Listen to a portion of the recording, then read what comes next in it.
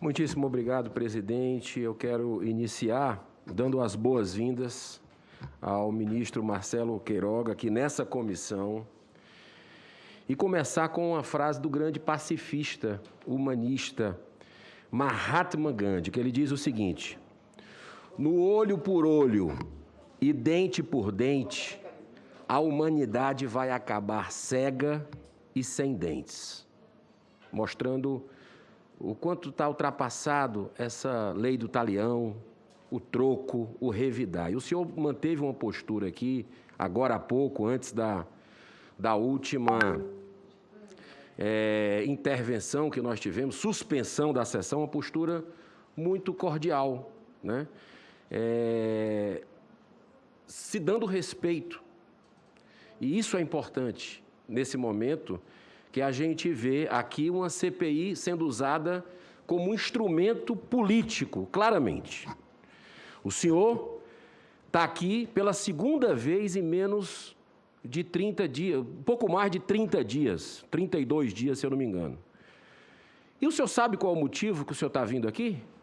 O senhor está vindo porque semana passada foi anunciado a Copa América no Brasil, que o Brasil iria sediar a Copa América. Aí se antecipou uma vinda sua que poderia ser lá na frente, antes dos governadores, que se atrasou ao máximo para a gente ouvir, antes dos prefeitos, todos visitados pela Polícia Federal, antes do consórcio do Nordeste.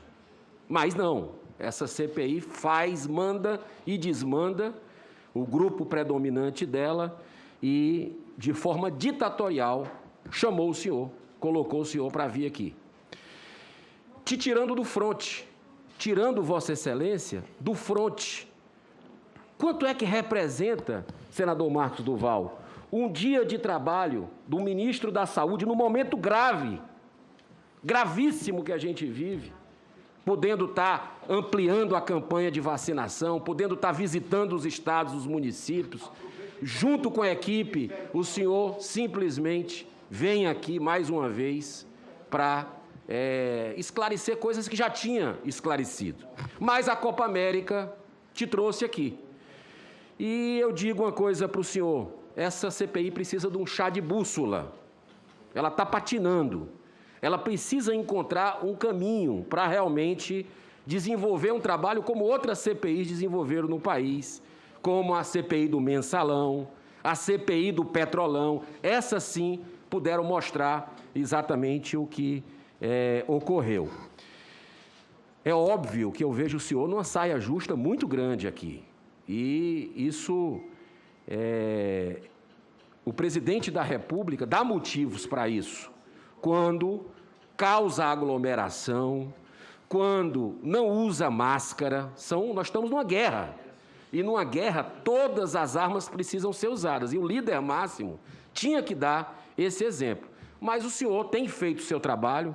Eu tenho notícias que o senhor, 5h30 da manhã, já chegou no Ministério, já desenvolvendo o trabalho com a sua equipe. Acho que grandes batalhas são dadas a grandes guerreiros.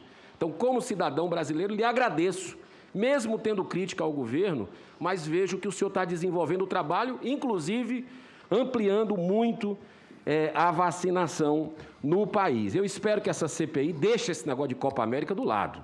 Vamos focar no que é importante. Poxa, o senhor já disse aqui, todo mundo sabe. Copa América, senador Marcos Duval, está tendo, vai ter, mas tem antes os campeonatos regionais que já tiveram seus campeões. Já tiveram aqui a Sul-Americana no Brasil. Já tivemos as eliminatórias da Copa do Mundo, estamos tendo. Jogos pan-americanos, delegações de vários países estão no Rio de Janeiro agora, enquanto a gente está conversando aqui, e ninguém fala nada. Tudo virou política nesse país. É a cegueira política nesse país. Até o tratamento precoce, como bem colocou o senador Reis, virou cegueira, porque o presidente erra quando pode ter as melhores intenções, mas quando vai mostrar um medicamento para a população, isso não é papel de presidente. Mas, a partir daí, se demonizou. E tem médicos valorosos que o senhor conhece, que eu conheço, o senador Reis conhece, eu acho que todos os colegas aqui conhecem, que estão fazendo um trabalho salvando vidas, e não é um medicamento ou dois, são 17 medicamentos nesse país que estão sendo escondidos da população, em políticas públicas. E um detalhe interessante disso tudo, eu defendo a autonomia médica e a gente precisa, eu gostaria de ouvir o doutor Mauro, presidente do Conselho Federal de Medicina aqui, aprova o requerimento de chamada dele. Eu acho que a verdade tem que vir à tona. Assim como trazer cientistas contra e cientistas a favor para fazer o debate. Vamos fazer um debate colocando um do lado e outro do outro, dando tempo igual. Eu já fiz isso aqui.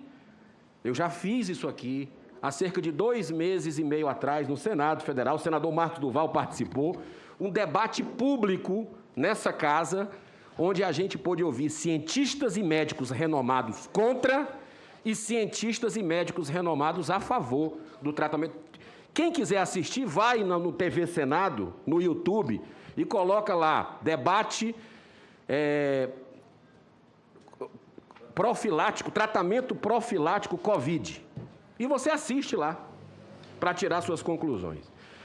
Mas eu espero que que essa CPI não vá chamar aqui os governadores do Goiás, de Mato Grosso, porque vão receber a Copa América. Aí desvirtua. Vamos atrás de corrupção.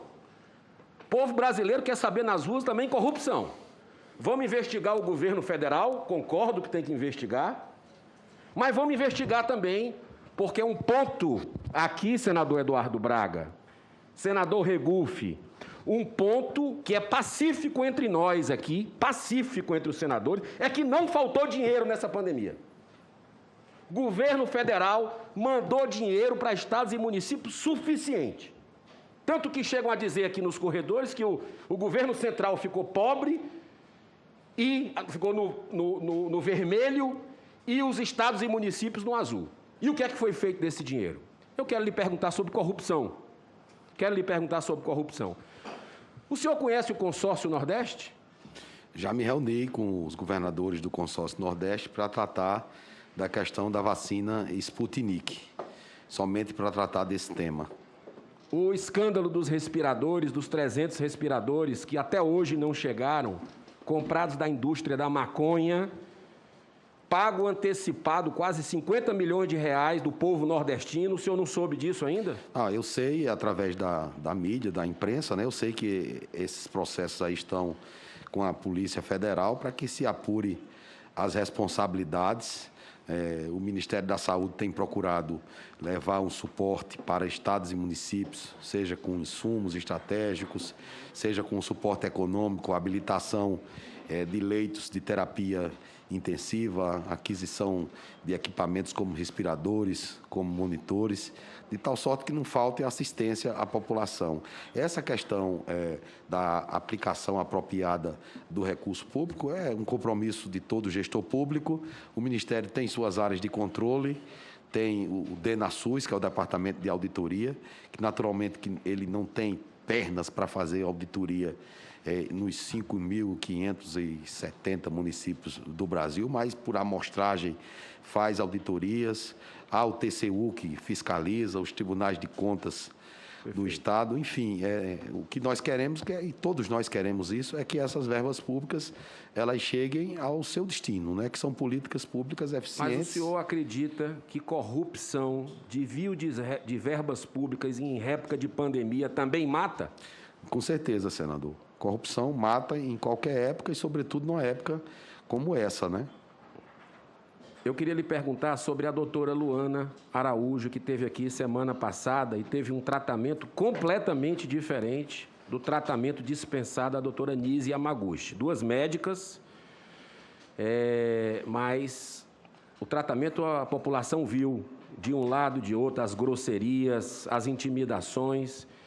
E para outra, a doutora Luana, praticamente só faltou entregar flores. Eu acho que tem que entregar mesmo para as mulheres, mas isso realmente é algo que a gente precisa ler. O senhor, só um minutinho, só um minutinho, senador, por favor. Foi o ex-ministro Mandetta que indicou a doutora Luana para o senhor? Não. Segundo foi informado, né, inclusive foi uma surpresa a oitiva aqui da doutora Luana, que estava programado mais para frente, cancelaram a audiência com os cientistas e médicos renomados, que estava marcado para o dia dela, trouxeram a doutora Luana, não deu tempo a gente pesquisar muito aqui, foi de véspera, o que atrapalha o trabalho dos senadores, mas eu digo para o senhor, lhe pergunto, que circulam nas redes sociais, né, aparentemente há várias contradições no currículo da doutora Luana, e é claro que em defesa do contraditório, nós não podemos infligir, por isso faz indispensável ouvir o doutor Francisco Cardoso e doutor Paulo Porto, cujo requerimento já foi aprovado. A oitiva foi adiada monocraticamente, mas o presidente já nos confirmou que vai marcar para ouvi-los. E ainda se faz necessário que ela se manifeste para se explicar devidamente. Não sei se voltando aqui nessa CPI. Mas as informações prestadas por ela estão sendo devidamente checadas. Mas quanto à nomeação para o cargo de secretária, é obrigatória a obediência ao decreto presidencial 9727 de 2019, que estabelece os requisitos para a nomeação de cargos de diretoria e assessoramento especial na alta gestão. Nesse contexto, entre outros requisitos, faz indispensável que o candidato tenha experiência na gestão pública, além de experiência suficiente acumulada em atividades correlatas, ter currículos Lattes e pós-graduação validada no Brasil. Na indicação da doutora Luana para o cargo de secretária de enfrentamento ao Covid, o senhor considerou esses dados, doutor Marcelo Queiroga? Senador, o que eu considerei foi a participação da doutora Luana como uma consultora eventual, onde ela teve um bom desempenho, e, em função disso, eu considerei colocá-la como secretária.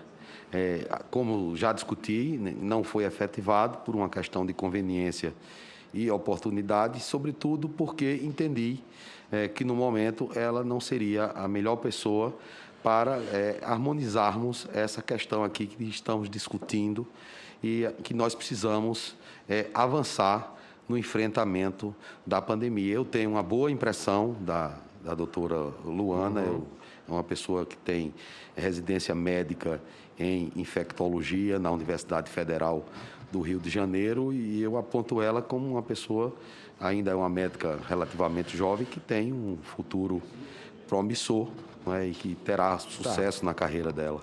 Eu não sou médico, doutor Marcelo Queiroga, para poder avaliar o tratamento precoce. Esse é um assunto absolutamente técnico e não deveria ser politizado como o presidente da República errou ao fazê-lo. Como eu já disse aqui, pode ter tido as melhores intenções, mas é errado o presidente mostrar remédio. Eu somente tenho trazido aqui argumentos dos médicos que, infelizmente, não têm tido a oportunidade de serem ouvidos. Se a CPI quer discutir o tratamento precoce, que não se restringe a um medicamento apenas, porque tem polêmica, mas é composto por 17 medicamentos que ainda estão sendo, inclusive, pesquisados, que seja justa e ouça os médicos dos dois lados. O que eu lutarei sempre é pela autonomia médica e do paciente e pela justiça. A lei brasileira garante que eles são responsáveis por seus atos.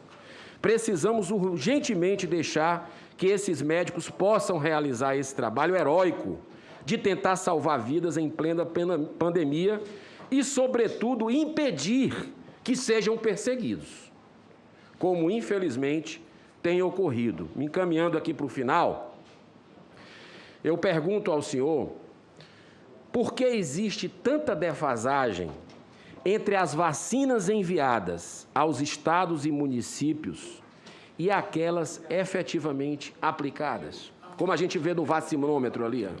Essa defasagem ela está sendo reduzida, O nosso Programa Nacional de Imunização ele tem uma capacidade boa de vacinar a população brasileira. Parte dessa defasagem se deve à segunda dose, que é guardada.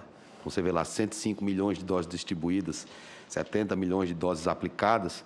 Há uma parte aí que é a segunda dose que é guardada. Há também a questão da distribuição da vacina para estados e municípios, que às vezes há pequeno retardo. E há outras questões relacionadas à subnotificação, porque alguns estados, por exemplo, o estado de São Paulo, ele tem um sistema próprio de informação, ele só informa ao DataSUS depois, o estado do Rio Grande do Norte, idem, a cidade de Salvador também. Então, por isso que não tem lá, por exemplo, 105 milhões de doses distribuídas, 100 milhões de doses aplicadas. Essa é a justificação, senador. Só para concluir, presidente, por favor, eu fui informado que o TCU recomendou ou determinou, ainda não sei, que o Ministério da Saúde republicasse em seu site a nota informativa 17 de 2020, que, aliás, tem o infectologista Dr. Francisco Cardoso como um de seus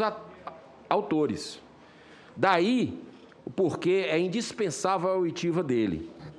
Essa nota é importante porque estabelece as doses seguras para o uso da hidroxicloroquina, justamente para evitar as superdoses que foram observadas em estudos clínicos do Brasil e no exterior, onde, lamentável e indevidamente, muitas vezes foi utilizada essa droga, sabidamente menos segura, né? Em fases inadequadas, a hospitalar, até mesmo em pacientes sabidamente fragilizados e cardiopatas.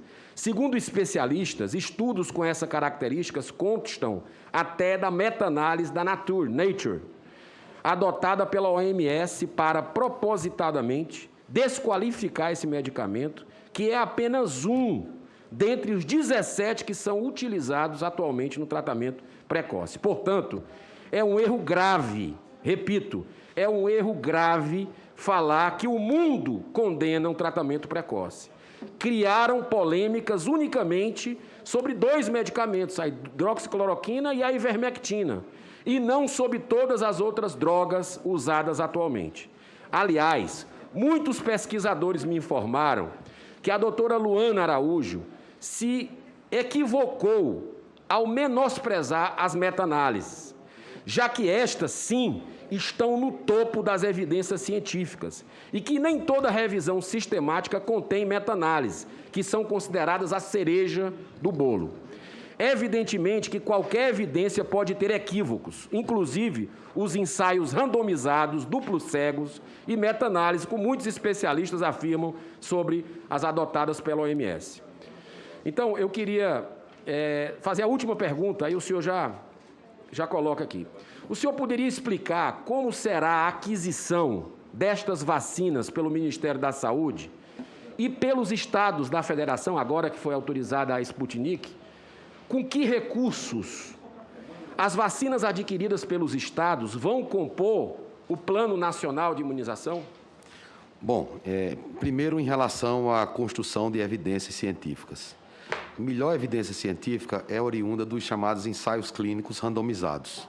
Naturalmente que esses ensaios clínicos eles são sujeitos a vieses e que a interpretação de cada um desses estudos cabe aos pesquisadores, aos médicos especialistas para se tirar o melhor proveito das informações dali retiradas. Muitas vezes nós temos vários estudos randomizados e fazemos uma meta-análise desses dados. Uma meta-análise só com estudos randomizados, ela tem um determinado valor. Agora, se eu faço uma meta-análise e lá você tem estudos observacionais, você tem estudos que são muito diferentes, como se eu estivesse ali misturando laranja com banana, essas meta-análises, elas perdem força. Então, a avaliação da qualidade da evidência científica sobre todos esses aspectos, ela deve ser feita no âmbito da Conitec.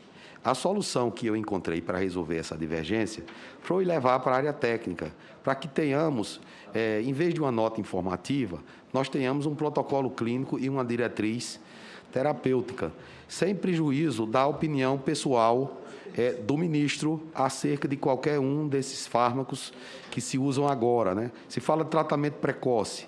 A Anvisa concedeu o registro emergencial para um coquetel de anticorpos monoclonais. e não há nenhuma publicação científica na literatura especializada, tão somente os dados que foram fornecidos à Anvisa. E, segundo esses dados, esse medicamento, quando aplicado precocemente em indivíduos que têm comorbidades, ele pode reduzir o desfecho composto, óbito e internação hospitalar em até 70%. Então, chegou uma proposta, senador Rogério, lá no Ministério da Saúde para adquirirmos esse medicamento. Bom, eu submeti a análise técnica da Comissão Nacional de Incorporação de Tecnologia no SUS. Está lá em consulta pública.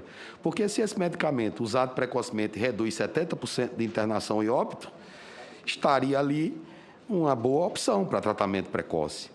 Mas é preciso avaliar a qualidade da evidência científica, precisa avaliar a efetividade desse medicamento dentro do contexto nacional, é preciso avaliar as condições de implementação desse tratamento no sistema de saúde. E já há outros 2 medicamentos dessa natureza sendo submetidos ao SUS para avaliação na Conitec, porque nós precisamos analisar a questão da custo-efetividade para ver se é viável introduzir essas medicações e como outras medicações estão sendo avaliadas para o tratamento inicial da Covid, que seria o ideal termos a vacinação, mais algum tipo de tratamento que pudesse ser usado na fase inicial da doença. Infelizmente, hoje ainda, nós não temos medicações com eficácia comprovada para o enfrentamento dessa doença. Então, vamos esperar, espero que seja em curto espaço de tempo, a manifestação da Conitec sobre o tratamento da Covid em todas as fases. Aí teremos uma política pública consolidada e, oxalá, com uma harmonização da classe médica sobre esse assunto, e encerramos de vez essa questão, para investir no que é fundamental. Eu acredito que o que é fundamental é vacinação da população brasileira. E é esse o esforço que eu faço todos os dias no Ministério da Saúde. E só nesse sentido, essa vacina da Sputnik, por exemplo, ela tem uma publicação na revista Lancet, que é uma revista de bom prestígio, de bom conceito, de fator de impacto elevado. Há críticas a respeito dessa publicação, a Anvisa fez alguns apontamentos acerca da segurança dessa vacina. Recentemente, os ministros da Saúde do G7, eles pugnaram por redução dos óbices regulatórios em relação às vacinas. E acredito que até isso tenha sensibilizado um pouco a Anvisa, não sei se foi por essa razão, mas o fato é que a Anvisa, de maneira condicionada, autorizou a Sputnik e a Covaxin. Já havia um entendimento anterior, feito pelo Ministério da Saúde e pelos governadores do consórcio do Nordeste, com os quais já conversei diversas vezes, para que todas as vacinas Sputnik que fossem adquiridas no âmbito dessa tratativa com o Fundo Soberano Russo, elas fossem adquiridas pelo Ministério da Saúde e disponibilizadas ao PNI. O cenário agora é diverso. Por quê? Porque a autorização da Anvisa foi uma autorização condicionada e restrita a cerca de 1% da população de cada estado e a realização de estudos de efetividade. O Ministério da Saúde vai apoiar essa iniciativa, o Ministério da Saúde vai auxiliar tecnicamente na realização desses estudos de efetividade e a nossa impressão é que, tendo um resultado favorável, que possa se avançar com mais um imunizante disponível para o nosso sistema de saúde. Em relação à Covaxin, essa vacina, o contrato é com um distribuidor. Nós não sabemos ainda se teremos essas doses disponíveis na Índia. Eu me reuni com o embaixador Surek e o embaixador Surek me relatou as dificuldades de doses de vacinas a serem exportadas pela Índia, porque nós sabemos o cenário sanitário da Índia, que é complexo, mas todas as doses de vacina que efetivamente puderem ser entregues ao Programa Nacional de Imunização, eu estava conversando ali com o nosso senador Eduardo Braga, e ele me perguntava sobre o mês de julho e o mês de agosto, né? Isso seria importante para reforçar o nosso programa. Então, eu vejo assim como algo positivo essa decisão da Anvisa e a perspectiva de termos, seja da Sputnik, que eu vejo como mais concreta, ou da Covaxin, reforço para o Programa Nacional de Imunização.